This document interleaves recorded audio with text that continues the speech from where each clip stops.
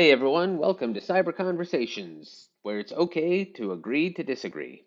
Today we're continuing our discussion on Star Wars Episode 1, The Phantom Menace. If you haven't already done so, please click like and subscribe, and I hope you enjoy the show.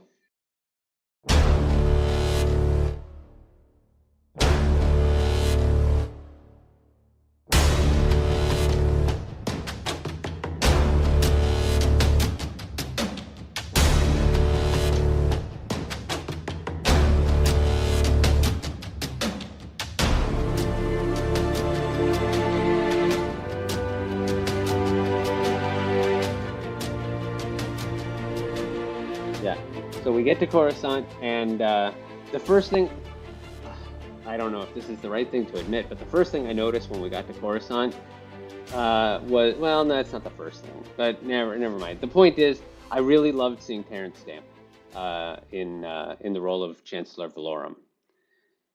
I have Oh yeah, I yeah, General I've Zod. yeah, exactly. Because as a kid, he was the villain for me. General Oh yeah. Zod with that goatee, that terrifying look that he had. Um, Oh, he was fully satanic looking in that movie. He yeah, looked like Anton LaVey. yeah. And then Kneel before Zod. yeah, so good. And so seeing him, and it's not like he didn't work between the two movies, but still, seeing him as Chancellor Valorum, I had a real appreciation Well, for he that. still has a deep, commanding voice. He Yeah, very much fits the role of a Chancellor of the Republic. yeah. I swear, I was at my daughter's basketball game the other day, and one of the referees was from another school, and I swear he looked just like Terrence Stamp. I I I told Teresa, my wife was sitting next to me, and I'm like, you see that guy right there? He looks just like General Zod. She goes, who? I said Terrence Stamp. And she didn't know what I was talking about, so I had to bring it up on my phone. And she spent the rest of the game laughing. Every single time he walked by, she cracked up because she saw he looked exactly like him. Oh, you're gonna have to send me his picture sometime. I don't know if I took a picture. We'll see if I did. Well, anyway, so but actually, Coruscant, Coruscant, definitely and one of the most spectacular locations in the yes, Star I Wars do universe. love Coruscant, and I will say this: Absolutely amazing. I'm not a huge fan of the Legends books, but I've read a handful of them, and the ones that I liked the most was a trilogy called the Young Han Solo trilogy, and in that book, in one of them, I don't remember which one, he goes to Coruscant and they had a full description about this planet that it was entirely covered by a city. Like there was no part left or only a couple of small parts where the planet actually stuck up past the buildings. The rest of it was buildings thousands of stories tall. No one ever went below like the thousands. If you got down to the like 700th level, there were just like troglodytes and half creatures that were like shunned daylight because Oh, they, so everybody you know, lived in the clouds like the Jetsons. yeah, yeah, and no one ever went Okay, down. okay. And if you got to the 700 levels, it was just like subhuman creatures. And if you went down below the 700s, there was nothing. And no one had Where did seen the this come sur. from? This was in a What's the book. source? This was a book called the Young Han Solo trilogy. There were three of them. I've never read it. I like those. I mean, there are some things, and it's definitely been discredited now. It was part of the Legends that was dismissed when Disney bought LucasArts, but also there's like things that even when George Lucas made the prequels, the book was no longer, it was obsolete because things they said they talked about the origins of Boba Fett being completely different than being a clone of Jango Fett. So the book is long since obsolete, but I remember All right. Well, that. that's why it's called the extended universe. That's Yeah, why yeah, I don't yeah, really pay attention to a lot of this stuff because it's like fan fiction. Everybody's making up stuff, and then Lucas comes along and goes, "Oh no, no, this is how it happened." That's the only yeah, part of the story I'm interested yeah, yeah. But I will say I in. always I don't get loved. committed to Yeah, those I'm other not pieces. either, and I didn't particularly like most of the books that I did read, including the Young Han Solo trilogy. It was my favorite of those books, and I still thought it had a lot of flaws. But the one thing that I loved about it was the description of Coruscant. So when we saw Coruscant for the first time in the movie, I was really excited, and they didn't disappoint because I think I don't know if he was inspired by that book or if he was the one who told the author of the book, that this is how Coruscant is. I don't know who developed it first, but I love the idea of this Obviously, planet not that, to take any credit away from Lucas, but he obviously drew from many things that inspired him. That's just how art is. yeah, but I love the idea of this planet, this city that takes up the entire planet to the point that there's like one tiny part of the planet showing, and it's in a park, and that's the only spot where you can see the actual physical Is planet. there such a place on Yeah, Naboo? I mean, on on Coruscant? Coruscant. Yeah, Is they there showed really? it in Andor. Not No, in the wait, no, it wasn't Mandalorian. Andor. It was in The Mandalorian. It was in, I think, season 3 of The Mandalorian. Really?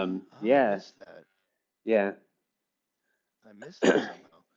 That's interesting. Yeah, because I understand that like Coruscant is not just a massive city. It's like it's dug into the crust of the planet. yeah. It's And it's this obviously, city that's not only thousands of, far above the surface, but far below the surface as well. yeah, yeah. And it's just, I love that idea of this city that goes up into the clouds forever because it's so far above the planet. No one ever goes below the like level 700 stories. And it's just I like, remember when the movie first came out, I remember my dad saying something like, "That is impossible. Like, how could a planet have support all that life without trees?" And that's a very 20th century, point, but it does raise a point, like, and it really has made me think. I think just hearing my dad comment on that because I knew it, tasted like bullshit to me, yeah, and I've been thinking about atmospheric processing and like how maybe someday we can build machines that actually filter the atmosphere of the planet better than nature does. I mean, it's possible that on a grand, cosmic scale, what nature is able to do on the planet is actually just kind of a sloppy, messy, early version of systems that we can actually improve on over time. That might be arrogant, that might be completely unrealistic, but it does make you think. And Coruscant is a place where they don't need any trees. They've planted trees for decorations, but there's clearly some kind of huge structures there that are gulping down carbon dioxide on the planet and spewing out oxygen, yeah, and probably balancing the gases of the atmosphere to be the most ideal, and in so doing, probably also controlling the weather as well. I mean, if you cover the planet in energy fields and advanced systems and detection grids and things like that, and then the entire atmosphere is actually swallowed down and pumped out artificially, there's no reason why you'd ever have a hurricane. There's no mhm, reason you'd ever have a tornado. You wouldn't even have to worry about rainfall really because you could let the water cycle happen, but all the water's going to pour into places that gather it up to be siphoned off to be used. Like 100% of the rain that falls is yeah, all going to be used, yeah. So and it I've doesn't rain on always, Coruscant very often either. no. So I remember just that was my easily my favorite scene in the Phantom Menace the first time I saw it. That was the scene that I was not Every disappointed scene, in at all. I loved seeing Coruscant for the first time. yeah, Um, every scene with Coruscant is cool. I mean, technically, it wasn't the first time we saw Coruscant because we saw it for about two And seconds at the end of Return of the Jedi.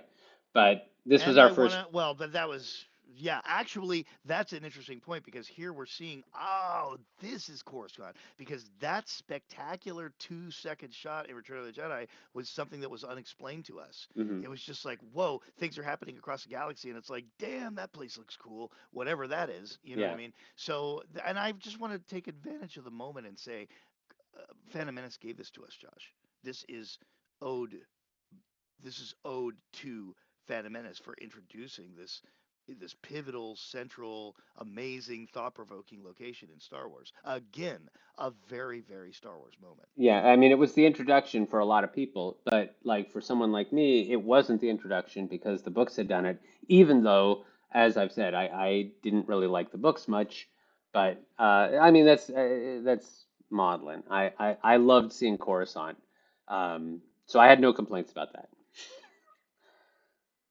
Well, Um, so then they land Chancellor, and then they go into the into little the scene Senate. with the bedroom, and then they go to the Yeah. Senate, and now the Senate is introduced, and that's another thing that we owe Phantom Menace for, and it's extraordinary. This giant spherical room Hmm. where the Chancellor is in the very center, and every single one of the representatives of thousands of worlds have their ambassadors in these floating UFOs that come out into the center in order to command attention. It's what we expect from like Parliament or Congress, except it's just on Star Wars steroids. Hmm. It's amazing. Yeah, I didn't have a major Not problem not with that. beautiful, not I beautiful, but know that it's amazing. hard to believe, but I had no problem with that. Yeah, yeah. I don't know why would you? I think that that's an ingenious Well, idea that I that they feel came like up with. I've been coming up with things to complain about, even though they were like actual things that bothered Oh, me.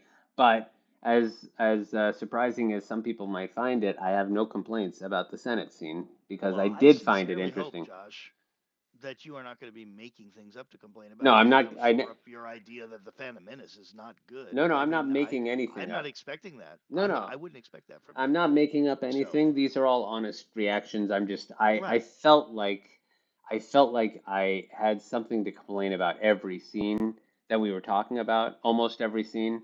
So I wanted to point out I had no problem with this scene. I We liked got some seeing the things Senate. going on in the Phantom Menace that even Josh doesn't have a problem with. So Yeah. that's good. We're on the right track. So actually, I will say, as a diehard Transformers fan, Coruscant looks a little like Cybertron. It has a Cybertronian look to it with the flying bridges and just the Mhm. metallic surface and everything. So that was pretty cool because this was obviously way before even the first Transformers movie came out. So Cybertron was a cartoon until then. So that Yeah. was kind of a visualization for me. No matter how many times they revisit Coruscant, I never get tired of seeing it. I love seeing Coruscant because I love the idea. Even though I wouldn't want it to happen in real life, but I love the idea in science fiction of these gigantic cities that take up the entire planet and go hundreds, if not thousands, of stories. And one of my biggest disappointments in video games is that Disney, when they bought LucasArts, canceled a game called I think it was called, wait, was it 1313? I think it was called 1313, and it was a Star Wars game that took place on the lower levels of Coruscant, and I was really looking forward to seeing a game that took place on Coruscant in these lower levels where these creatures lived that never saw daylight and were, shunned by society. I was really looking forward to that, and they canceled it. Um, Oh my gosh! You know what? I just realized something. We skipped over the first introduction of Darth Maul on Tatooine. oh, well, That's crap. critical. That was a critical moment, man. We didn't even mention the fact that Maul was like getting out of his ship and chasing them down and Yeah. sending those floating droids out. Darth Well, I don't Maul, want to stall out the conversation no, no, about I, Coruscant too long, but we definitely need to cover that. yeah, I agree. I mean, we're kind of done with that. We both loved the Senate scene, so we can take a quick moment to talk about Maul. Maul on Tatooine was an incredible introduction to the character. I just thought the character itself was over the top because Yeah, he just looks like the devil. I mean, he yeah, looks like the devil. He's black and red, and he's like a cartoon. He's like a cartoon reflection of the devil. I hate to tear into Phantom Menace because everybody else has done it so well, but mhm. Maul is an over-the-top character that is incredibly well played, well performed. I really, really love Darth Maul's whole story arc where he comes back to life as a spider and goes Yeah, crazy and yeah, that whole thing.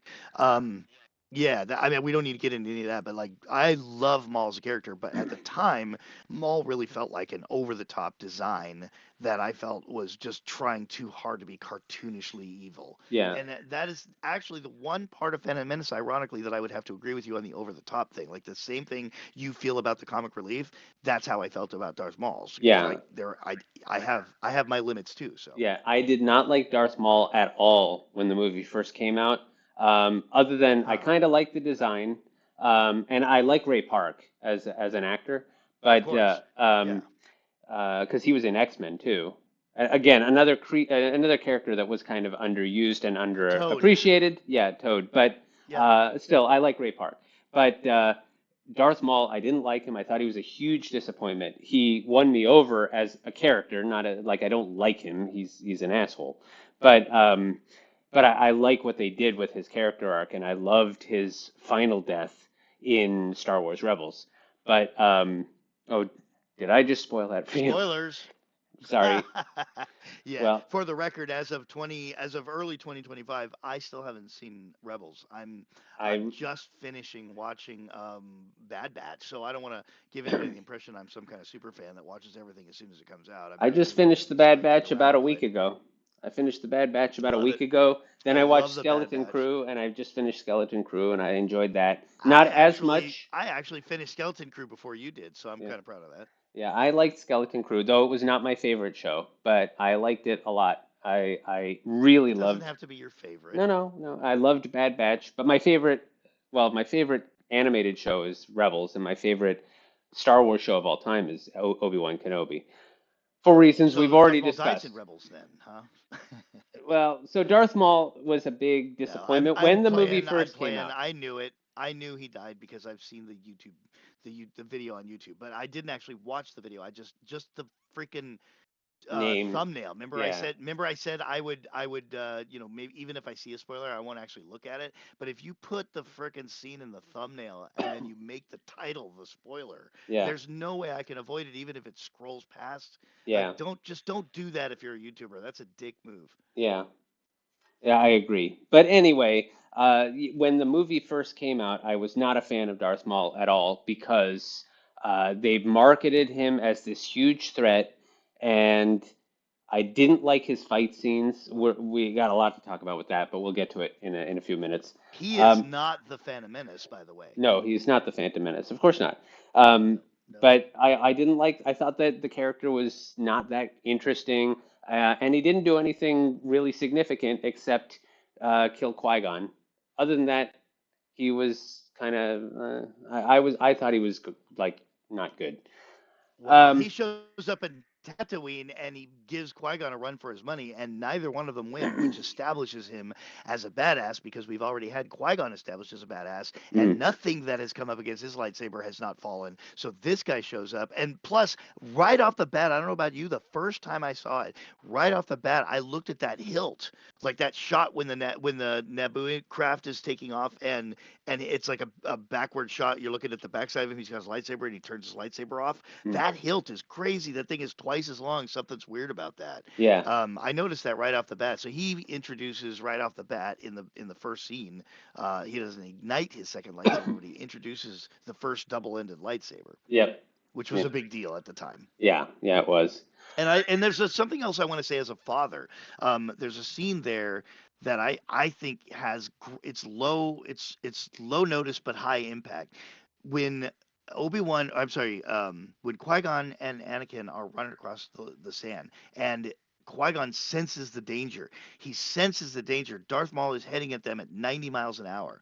Hmm. And the front of his uh, Swoop. speeder Yeah, is like a couple of knives, a couple of big butcher knives, right? yeah, So he is going straight for Anakin. That all by itself tells us what kind of creature we're dealing with. He's going straight for this child. And Obi-Wan or Qui-Gon says, "Anakin, drop." And yeah, I love that moment because it may be exaggerated. I don't know if there's ever been a kid that obedient, but Anakin, maybe it's because he senses the Force. Maybe it's because Qui-Gon sends him a wave of alarm. I don't know what it is, but Anakin drops instantly. yeah, There are so many parents out there that have a very, very bad moment in their past where they wished that their child would be that obedient and we all have that sort of issue. A lot of yeah, people are like, don't do that, don't go down that road, don't smoke that drug. yeah, There's many warnings that we get, but we have to figure it out ourselves. yeah. We have to We look around. That We exact have to look moment happened around. to me as a father when it Yes, wasn't nearly as dramatic, we but all have that story. yeah, my daughter was the Go first. ahead. She was eating fondue. Well, we were going to eat fondue, and she was trying to stick a fondue fork in a piece of apple, and she had the fondue fork pointed directly at her thumb. And Yeah. I told her, like, I said, stop. Look exactly at what you're doing. Do not move that fork. Stop. I will help you. And she looked at me and she pushed it further and stabbed herself in the thumb.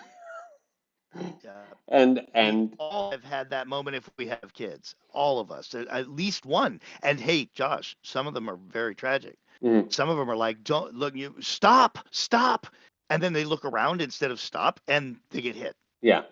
So Anakin, for whatever reason, exhibits some very high respect and instant obedience. Maybe it's because he's a slave.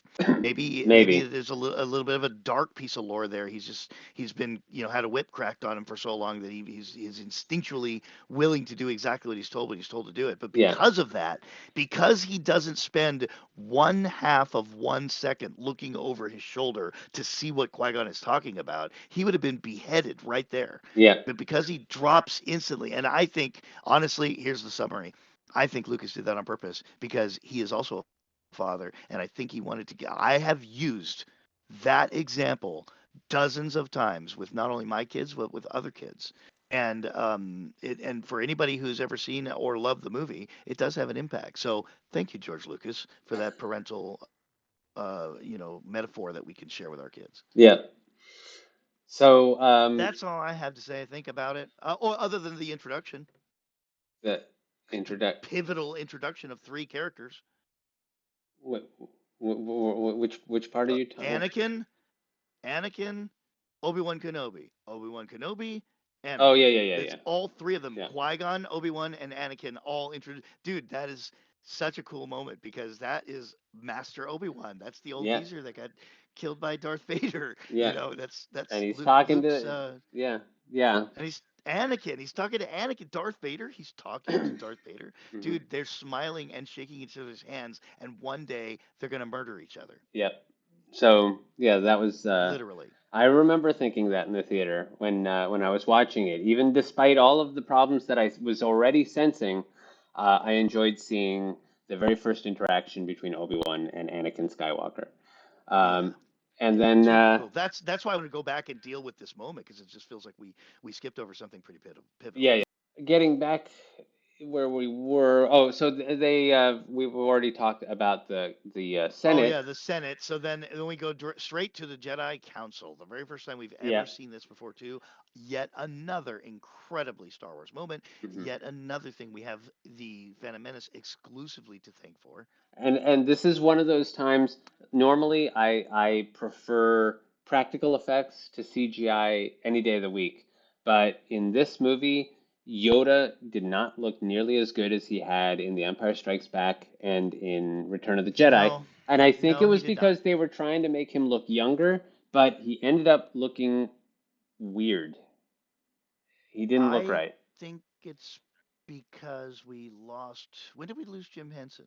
Well, I I mean, just it was I think it's before that, because but yeah, the skill that we had in puppetry during the time that the original movies were made is just not a thing that existed during the time that the Phantom Menace was made. And I would be willing to bet that the guy or guys responsible for the Yoda puppet in the Phantom Menace probably would agree that at the time they did their best, but they weren't the master. yeah. You know what I mean? I mean, Frank Oz It was was they, still, I think Frank Oz was still manipulating the puppet, but Jim But Henson didn't but work we're not on it. talking about the Yeah, manipulation. We're yeah. not talking about the voiceover. We're talking about just the general way that it looked. And I Yeah. do understand, just like the Nemoidians, I do understand that Lucas wanted to keep as many things practical as possible so that it Hmm. tied in. As it is, we're dealing with a much more futuristic, galaxy, which we Yeah. haven't even talked about. But there's definitely a good reason for that. I think we haven't talked about it because we both understand what the reason is and we accept it. Hmm. But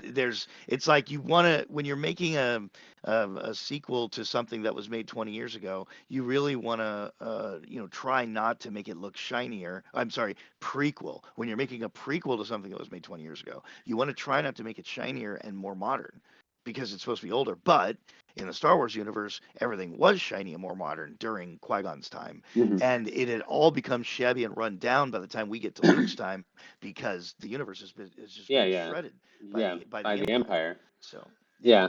But so yeah, Yoda doesn't look right in the Phantom Menace. His eyes are too big and I bulbous, I but agree. I yeah. agree. It's But not enough for me to complain about, but I no, would say in the Phantom Menace, just to join you in one aspect, the Phantom Menace has the worst version of Yoda. yeah. But I did like seeing Sam Jackson as Mace Windu. He didn't really do much Oh in the yeah, Phantom Menace. He's just there being yeah. a bad mother you know. And everybody knows everybody knows the story about how they gave him all these lightsabers Yeah, and he got to yeah. pick the He hilt. got And to then he pick asked it. him if he could have a purple. Purple one. He asked him if Wait, he could have a purple one, so they was gave that it to him. was that in the first one? I thought that he didn't know what color it was going to be until Attack of the Clones because he didn't have a color in the first one. Oh, it could be. I'm just Yeah, mentioning the story in general. yeah, Yeah, I yeah, think you're right. yeah. He never actually ignited his He sword doesn't in ignite it in the first movie, Phantom Menace. but Yeah. uh, but still, it was cool seeing him because I'm a big fan of It's still Samuel. an amazing scene to see Yeah. all the masters, and they're in a circle, so you kind of get the Knights of the Round Table feel. Hmm. It's the same thing as the Republic. Actually, if you think about the aesthetic, there's something extremely similar as in the design of the way that the Council is given at the Jedi Yeah. Masters table, and then the way the council is given at the Senate table. It's all Hmm. done in a round way. The leader is not above anybody else. Hmm. Everybody is sort of equivalent, and then when they bring people out to speak, they put them in the middle so that they can have everyone's full and equal attention. There's Yeah. a very democratic feel to the Senate and the Jedi Council. And I remember being really intrigued by all the different designs of the characters that were made up the Jedi Council, and I was especially excited to see another member of Yoda's race when we saw Yaddle, even though Is that Yaddle? Yeah. yeah, but we only see her for a couple of seconds. She doesn't speak in the Phantom Menace. We didn't find out anything about her for years until Tales of the Jedi came out. But I do love that episode when we get to see Yaddle. Yeah, have you watched that show yet? Yeah. Oh yeah, yeah, Yeah. yeah. I've seen the whole thing. Yeah, Yeah. that's So, great. yeah, Yaddle was a I character that I love the was. Ahsoka episode especially. Oh yeah, yeah, me too, because Ahsoka is my second favorite character. But I was very happy to learn more about Yaddle. But even before that came out, I was always intrigued by Yaddle because she's the only other character at that time. She was the only character that we had ever seen of Yoda's race, other than Yoda himself. Because this was years before Grogu. So we So the got the. interchange between Obi-Wan and Anakin, especially after, okay, well, we sent you to deal with this blockade thing, but now it's okay, that's resolved, and then we got this part of the next mission, and then it's like, that's not the only thing I want to talk about. I found this kid, and Yeah. and so that whole conversation is very significant when they discuss amongst themselves the prophecy. So Hmm. now we've got a kid that was born with an immaculate conception, and it was prophesied that he was going to be born with immaculate conception because the only piece of information that Mace Windu has before he refers to the was it Mace that referred to the prophecy? I believe it was. Yeah. The only Well, piece of information they had at that point is that Obi-Wan says he may have been conceived by the Force. So the prophecy involves whoever this chosen one is doing X, Y, and Z, but also being born immaculate. yeah. So that's again a parallel with Christian tradition. Yeah, Qui-Gon says it to the council, and Mace Windu says, like, you're referring to the prophecy of the one. So, Yeah, very direct, yeah, yeah. And very yeah, that was, obvious. yeah, And then Qui-Gon once again establishes himself as a rule breaker when he's like, "Well, you can't have another yeah. Padawan because Impossible it's to have a impossible." second. Yeah, And then Qui-Gon just like takes it upon himself. He is a master after all. yeah, Qui-Gon actually takes it upon himself to go, "Well, I'm kicking Obi-Wan to the curb. He's ready to yeah. go on He's his own, ready to go. and I'm gonna take on this kid whether you like it or not." I mean Yeah. that's a very Qui-Gon moment. Actually, to be honest, I think my favorite Jedi of all time is Qui-Gon Jinn, Yeah. because Qui-Gon is very strong and yet very gentle. He's a very Jesus figure. He's very meek. The beard and the long hair is probably on purpose.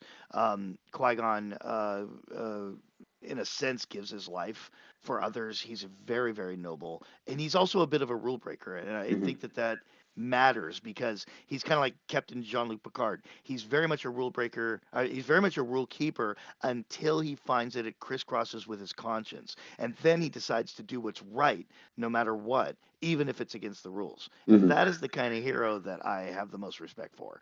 Yeah. I have respect for someone whose moral compass is so strong that they will do what is right, even when they're the only person in the room that thinks that's what needs to be done. Well, yeah, that's the same with me as far as like Captain America, who has gone against, Oh yeah, yeah. you know, Captain America was a rebel for a minute there. Yeah, yeah, I get it. because he didn't agree with the people who are in charge. Yeah, yeah, So which is kind of like the opposite of what you would expect between Tony and and Steve. That is way off subject. Let's not Yeah, get yeah, into it yeah. I'm tomorrow because just we won't stop. right, but just saying, like, yeah, in many ways, I agree with you. Even though Qui-Gon is not my favorite character, but that's because you can only have one favorite character, and my favorite character is Obi-Wan. Yeah, that's fine. I Um, don't know. Like I already said, he I probably would be near my top, but I yeah, think Obi-Wan is my favorite. well, I mean, I'm sorry. This is Qui-Gon. Obi-Wan again. Qui-Gon. Yeah, I like Qui-Gon. So, Yeah, so Padme is in front of the Senate and she is being punked by Palpatine, and I love his name. Natalie Portman.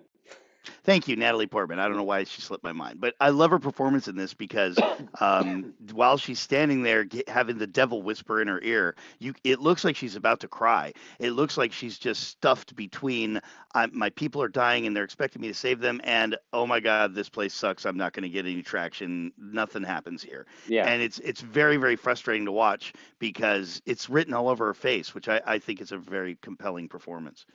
yeah, yeah. But then, of course, she does what she does and basically disses Terrence Stamp, General Zod, um, whatever his name is, Chancellor Yeah, Valorum. she's actually instrumental in the beginning of the end of Chancellor Valorum's career. Yeah, she walks right into Palpatine's trap. Though, again, this is one of those things about episode one that bothers me so much, unless Mm. we're going to go with the idea that Palpatine knew exactly what was going to happen before it happened the entire movie. But what if Padme had not been tough and she had just been a complete wimp and she had signed the treaty before she ever left Naboo? What would have happened?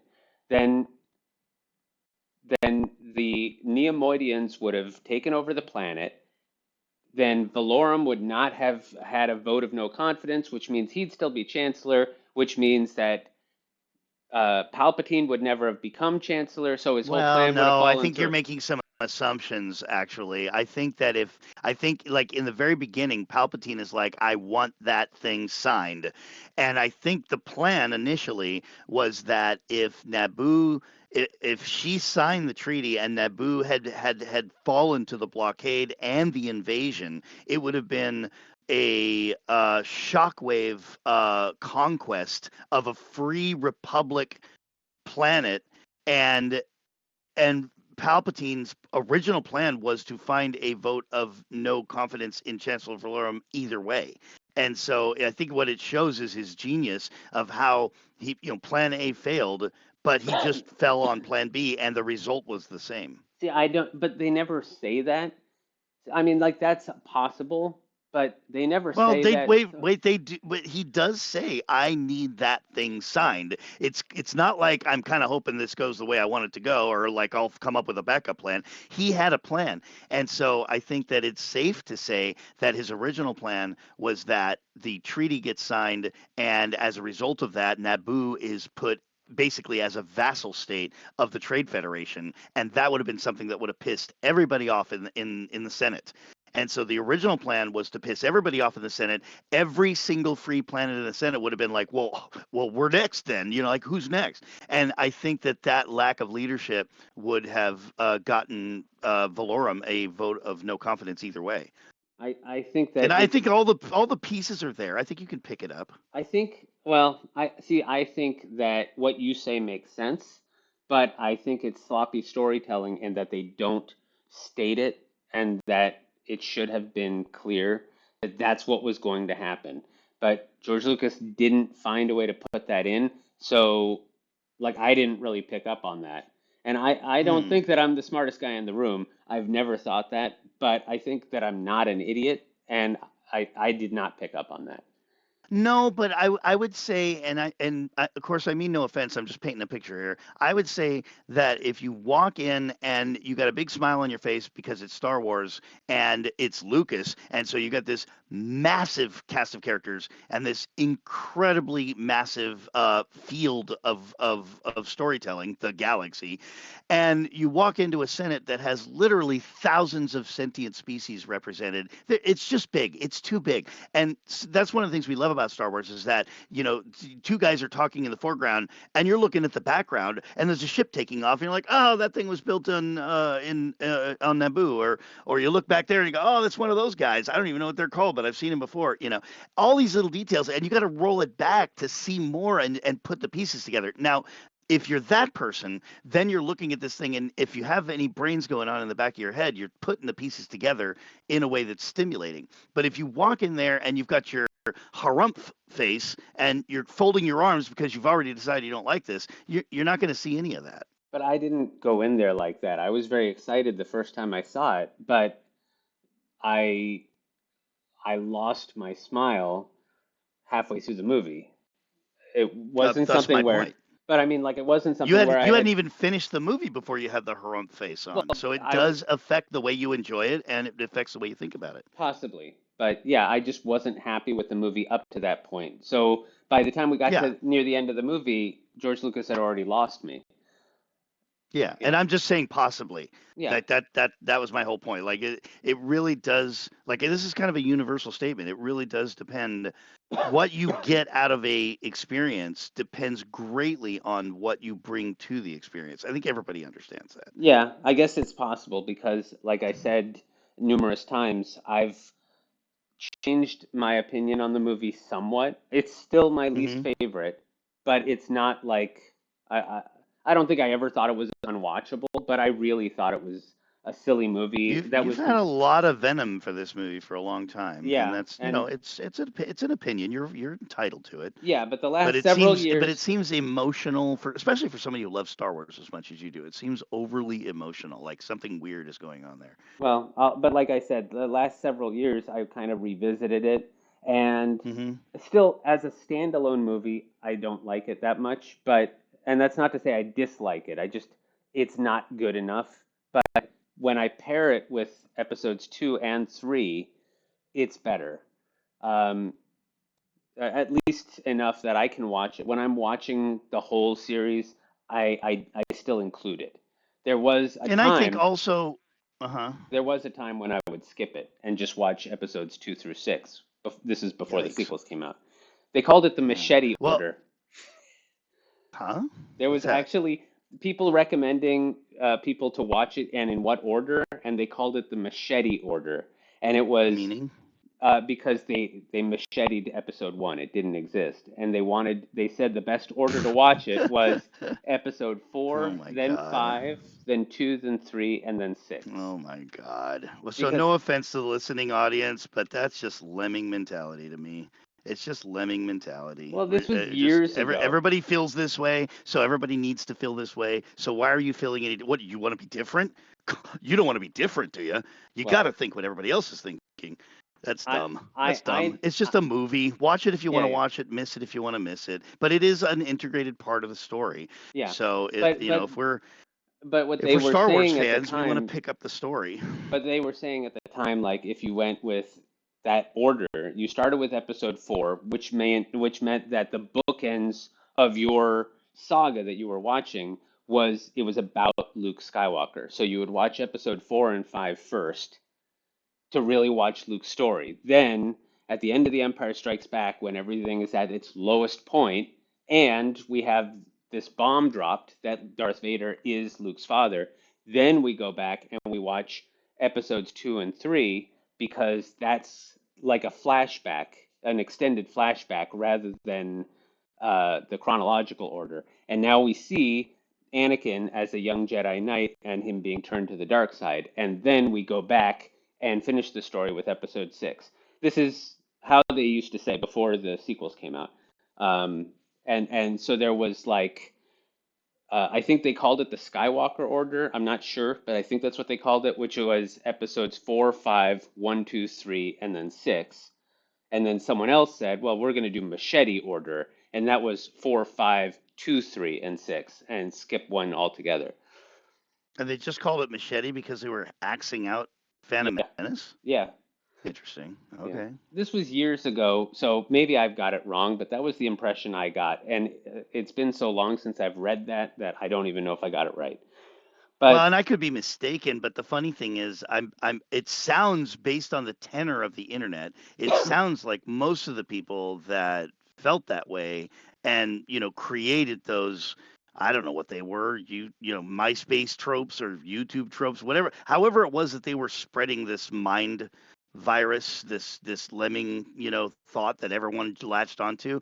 It seems like the vast majority of them have actually changed their tune oh quite yeah, a yeah, bit. yeah. A lot of people don't remember this, but way back, uh, 30 years ago. Well, was it 30? No, 20 years ago.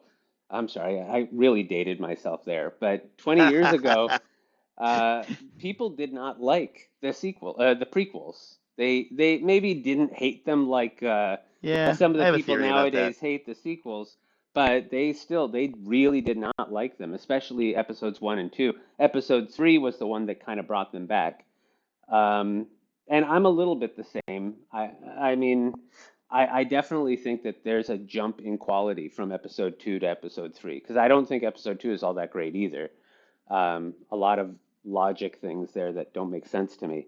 But episode three, I liked it, except for the whole depressing, like the entire movie is Yeah, depressing from it beginning to really end. is. Yeah. Uh, It really we'll is. get there. I don't want to jump the gun. We got two Yeah, episodes yeah. to Let's go, not but bring that up right now. yeah, but Yeah, you want to study in depression. I give you episode it's three. horrifying. It's horrifying. It's the only movie. It's the only Star Wars movie I've ever been to where I literally saw parents get up and carry their kids away at a particular moment in the movie, and I think we could all guess which moment Yeah, that yeah. was. Well, But anyway. anyway, yeah. So one other thing I want to say about that is that now you may see it differently, but for the listening audience, I think every single time that we have had a disagreement about the Phantom Menace from the beginning, and every single time you have given a cogent case as to why you didn't like this or that, I gave a counter cogent case for why that thing works for the most part. I think there's been maybe one or two instances where we were like, yeah, well, yeah, that was just, we'll skip over that. But for the most part, there is a way to see this situation, this line, this character, whatever it is we have a problem with. There's a way to see it as the harumph. And then there's also a way to see it as, well, have you ever considered, like, this is why this happened. That's why he said that. This is what motivated them. There's always an explanation, and you can increase your enjoyment by either seeking that explanation or finding somebody who's already saw it and then adopting that, because it is fiction. And so the only way you're going to quote unquote enjoy it, which is something that you seem to master when it comes to the Disney movies. Like, everybody is harumph about the Disney movies, and you're like, hey, I'm a Star Wars fan. I choose to like it. Is that a problem? No, that's not a problem. I would give you the same counter argument for the Phantom Menace. Why don't you choose to like it? Because it's a piece of fiction. And there are ways, and I'm not talking about bending over backwards to come up with some cockamamie explanation. I'm talking about like what we were just talking about with Palpatine's plan. Like, there really is a rational, logical explanation for something that you thought was hokey and miswritten. Yeah. And so all I'm saying is that there are always two sides to that coin, and I think we can see, even with the Phantom Menace, which is hotly debated, there's always a way to look at something a little differently that makes it make more sense, makes it a little meatier for the story, so forth. Yeah, I mean, like I said, I like Phantom Menace more now than I did a few years ago. But I don't know if it was even a choice. Um, Generally, when I say I like a movie or I don't like a movie, it's not because I decided to like the movie, at least not consciously. I the primary thing I think of when I say I liked a movie or I did not like the movie is when I come out of the theater if I enjoyed it. And that's why I can watch some movies that people will be like, how can you sit through that? And I'll be like, I enjoyed it. And I can come Right, out of another movie right. You and you I do have have no, that ability. yeah. You, Josh, specifically, you have the ability to enjoy things that other people are like, pew. But then there's other movies that I could not stand and couldn't wait to leave the theater that other people were like, yeah, it was good. Wonder Woman Yeah, 1984. I was ready to yeah, leave. I hated that movie. I couldn't find yeah. a single And I thing good about it. And it was because even when I was watching it, like I was sitting there in the theater and I was like, oh my God, this sucks. I hope this movie is almost over. Like I wasn't having fun. It wasn't a decision. I was not enjoying it. I thought that it was stupid. So like that wasn't a choice. It was something that I didn't enjoy. Star Wars, I don't think I've ever sat through a movie, including The Phantom Menace, and was like, oh my God, I can't wait for this to be over. This sucks. Like, it was never that bad. It was just, Hmm. I left the theater after The Phantom Menace and I was like, eh, I know how I feel when I leave Star Wars, and this was not it. But it wasn't like, oh my God, that was the worst thing I've ever seen. It's honest. You Well, know, let's keep moving. We still yeah, we yeah. have the whole third We, act to yeah. cover, and that's really, in my opinion, this is where Phantom Menace really shines, is And in the this third is act. and this is actually my biggest complaint with well, Yep, not my I get it. biggest, not my biggest, but one of the complaints, which I guess we're getting straight into, the So we're lightsaber leading fight. up to the, yeah, we're leading up to the final conflict and the third act, and it starts with Jar Jar finally becoming useful. And I do stress, we've already talked about how, like, I'm supporting of Jar Jar, you're not.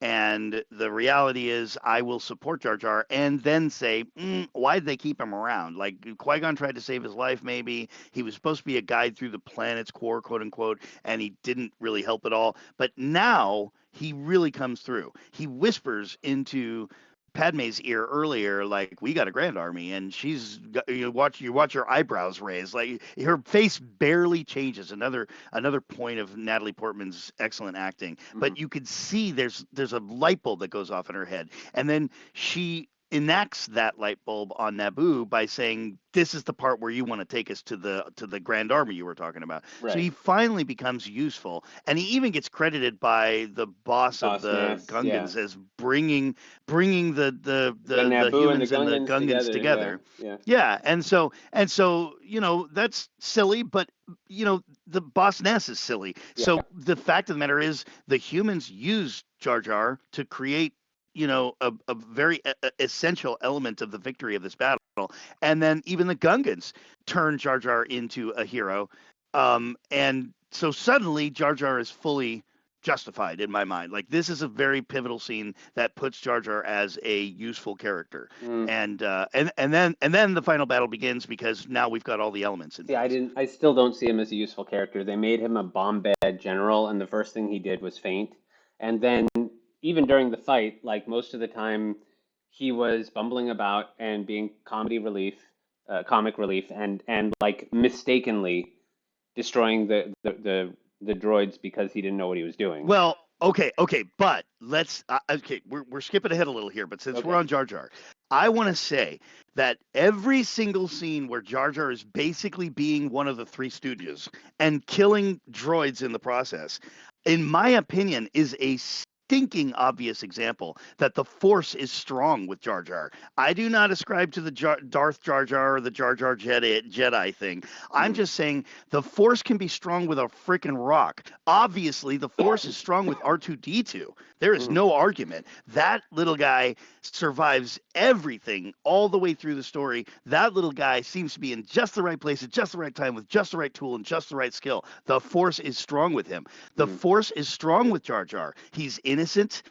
He's a living thing, and that's all the Force cares about. And he's dumb, so that means the Force can infill him and use him like a puppet. And it's really obvious in the battle that there is sure, you can roll your eyes like a child, and you can go, oh my God, this is just comic relief and it's silly, and you were laughing your head off on it when you were 12 or when you were 9, and then you grow up and you look at that and go, what was I doing? And you face palm because you're embarrassed of what you loved when you were a kid. But the reality is, if you look at it with a little bit more maturity, everything Jar Jar does is like pure blind luck. And we know we're in the Star Wars universe. There is no pure blind luck. That's the Force at work. Every single time he does something stupid and a bunch of droids are killed by it, it's the Force behind him. I see. I just want to say that. I like that. I like that idea. Like I really do. But to me, it still seems not like the Force, but like George Lucas had nothing better to Dumb. do Right. and just But this is one of those moments where you can choose to be the harumph, or you could choose to enjoy Star Wars and come up with an explanation that actually makes what you're watching make sense. I definitely get that, and I do like your explanation. But the biggest thing I have is that it shouldn't be up to me to fill in the blanks about why the story worked. That was George Lucas's job. and if he didn't do it, then he screwed up. And But you okay, know, I don't disagree with that, Josh. But I submit to you that that is one of the natures of Star Wars in general. Is that now I'm a Star Trek fan. Star Trek makes you think. Star Wars is not really a thinky kind of thing. It's more of a fireworks that all toddlers can stick their fingers in their mouth and go ooh and ah. It's but I contest that because Star Wars is so deep that you have to watch it 2 or 3 times to catch all the details. It is densely packed, and I'm a professional artist. I'm a game designer. I'm a writer. Like when I watch Star Wars, it is just so packed with originality and imagination and color and design. I see the design in the sets and the design in the matte paintings and in the CG. I see design in the costumes and in the models and in the monsters and in the maquettes and in the animatronics and on. The robots, there's just imagination everywhere. It's dripping with it. And there's so much that it sort of overwhelms the conscious mind. So you have to think about it. It really is a thinky story. It is more a thinky story, I think, than we give it credit for. And so for that reason, I submit to you that if you sat down and watched an opera and all you were doing for 2.5 hours was waiting for somebody to speak English, you would miss the whole point of the opera. You wouldn't get it at all. But it's supposed to be a cultural experience. It's supposed to be a thought-provoking experience. And so, yes, I get what you're saying, but at the same time, I submit to you that because Lucas writes the way he writes, you're supposed to fill in the blanks. My God, there are hundreds of blanks in even the original trilogy that they're not there to because he didn't have time to explain it to you. They're there because we geeks have come in afterwards and we've filled in all those blanks and we've given every single obscure third party thing in the background a name and we figured out exactly what planet it came from and written a backstory for it. Wait a minute. Why did we do that? Why did we figure out that the droidecas were created by a violent insectoid race that looked just like the droidecas, and we gave them a planet and a backstory, and we wrote a whole series of comic books on them? Why did we do that? Why didn't Lucas do that? Why didn't he just spoon feed it to us like we're babies? well, Why do we have to make all that up? someone else did it. We didn't do that. Some comic book writer did that. I get it, but do you see my point? Like Star Wars is so dense, he can't possibly explain everything to us like we're babies. Yeah, I He get it. leaves a lot of things open so we fill in the blanks, and that is something our brains are supposed to engage and do for us. Yeah, I get it. And I never thought that Star Wars was just baby food compared to the caviar of Star Trek. One of my favorite Star Wars shows, one of my favorite Star Wars shows of all of the shows is Andor, and that is like if you're looking for action, you're not going to find it there. Andor has Yeah, very little action, but I thought it was a yeah, there you go. brilliant show because That's a very good example. it explains exactly why a rebellion is needed. It shows how bad life is under the Empire. And, it's just like, I love that show. It's not my absolute favorite because it's not Obi-Wan Kenobi, which is my favorite. But it's still a really, really good show that is Sure, and not most all people about would the agree action. with you. Yeah, and I, it's and that's something that I think a sophisticated Star Wars audience craves. And let's face it, most of us were kids when either the prequels or the original movies came out, and now we're all in our 20s, 30s, 40s, even 50s. mhm. And so we do have a more sophisticated brain. And so Andor comes along and it's like there's no pew pew, there's no lightsabers, there's barely any gun battles at all. It's a lot of talking and a lot of intrigue and and just something made for a more sophisticated mind, and there's nothing wrong with that No, at no, all. I love that. Although, to be fair, there's also plenty of people, I don't want to say they're not sophisticated, but they don't like Andor for specifically that reason. Not enough action, there's no pew pew. They've said that. And then when you say to them, like, is that all Star Wars is to you, is more pew pew? Then they get defensive, but they don't have a better answer. Like, they want action and they don't want to think. Yeah, I think Star Wars is, even Lucas says, it's made for a 12-year-old. You're not a 12-year-old. Stop Yeah. complaining. And I get that, but at the same time, like, there's every bit of entertainment is made for everybody. Yeah. And If I if I make a believe, painting, if I make a painting and some 36-year-old female comes up and starts looking at it, I'm like, you know what? Shuffle on. I made this for the 52 to yeah, 55-year-old males. yeah. Entertainment. Like, look at My Little Pony. I mean, My Little Pony clearly, I would argue, is made for little girls. But if you go to a My Little Pony convention, it's every age and every sex is there. it sort of has this weird transcendent quality that appeals to a wide variety of people. Hmm. So, with Star Wars, I think that, yeah, okay, Lucas can argue that it's for 12-year-olds because these grown-up men are sending him death threats. I understand that kind of response, Hmm. but it's not made for 12-year-olds. It's a universal piece of entertainment that has a lot of things to say to a wide variety of people. Yeah, and I've also often said that with both Star Wars and Star Trek, they're big enough that they can handle having a show that's different and appeals to a different audience. Hence Andor, which is, the less actiony Star Wars. Or you can have Yeah, something like what's it Discovery. called? No, not Discovery. There was what's the animated? Not Lower Decks, but there was another one, Prodigy. Star Trek Prodigy, which was Oh made for yeah. kids. It was specifically made for kids who had never watched the Star Trek series before. Does that make it less of a Star Trek show? I don't know. I've never watched it, but I forgot about Prodigy. I started watching it and I actually liked it more than I thought, and then I left it behind. I got like 4 or 5 episodes in it and stopped watching. I haven't had a chance to watch it. But I But didn't stop watching because I didn't like it. I just want to make that clear. yeah, It's not that I didn't like it. I'm just very very busy and I have to be selective about what I watch. And I just now realized I dropped it and I should probably go back and pick it up again. there are a handful of shows from both of these series that I haven't watched yet, and I try to make time, but then I keep getting caught up in other things, or I'm watching another show because I already dedicated myself to that. And so, yeah, I haven't had a chance to watch Prodigy. I still am behind on Star Wars. I haven't seen Visions, Star Wars Visions. Oh, I've seen all of Visions. Yeah, Yeah, I've seen Visions 1 and 2, yeah. and I've seen the Tales of the Empire and the Tales of the Jedi. All very I excellent. saw Very Tales of the excellent. Jedi, but I haven't seen all of Tales of the Empire, and I need to go back and watch that. So, Well, I mean, shoot, I'm going to embarrass myself right now if I haven't already said it, but I haven't even finished the Bad Batch. I'm actually working my way through it right now. So, yeah. I enjoyed The Bad Batch, but my favorite, well, I've told you this before, my favorite of the animated series is Rebels.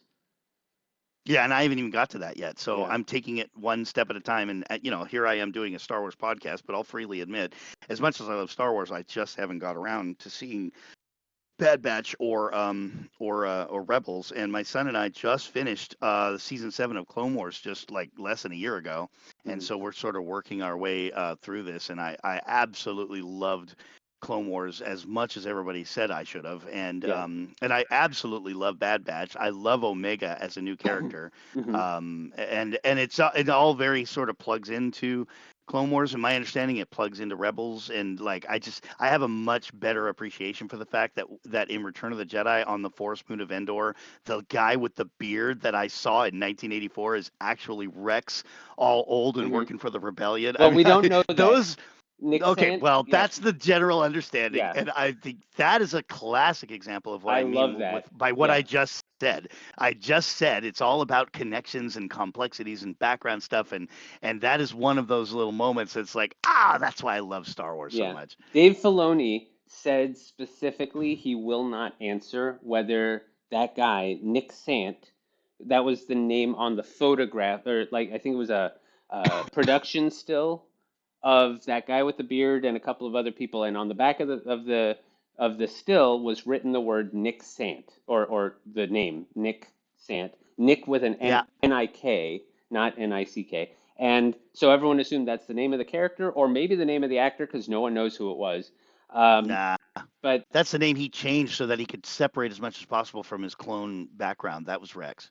I've well, decided. In well, fact, yeah, in fact, that's I've just said it in a podcast, so therefore it is now canon. well, Dave Filoni said he will not confirm or deny it, which I guess I get because he wants to leave it Nah. open. But yeah, Well, you know what he's saying, I Josh. You like know to what he's saying. think, I'll go ahead and translate that. He's saying that's not how it was originally meant to be, and that's not entirely true, but it's so fun and you love it so much that I'm not going to take it away from you. It might as well be true. Have but fun. some, but I some think people, that's what he's saying. but I think some people don't want it to be Rex also because if I'm not mistaken, and I've never seen it, but some people said we do see the body of Nick Sant at some point at the end of Return of the Jedi, and no one wants to Ooh. think I've never that noticed that. I haven't seen it either, but some people said he's there. He's one of the dead bodies, and no one wants Rex to die in the Battle of Endor. I'm going to have to look into that because I Yeah, don't want Rex to die in the Battle of Endor either, but I don't yeah, remember ever seeing his dead body. So yeah. I don't either, and anyway, yeah. it's neither here nor there. And that is this week's show. I had to cut it off, but we will finish our conversation on Star Wars Episode 1, The Phantom Menace, next week. Once again, if you haven't already done so, please click like and subscribe, and I hope you've enjoyed the show. As always, please remember, make tomorrow better than yesterday.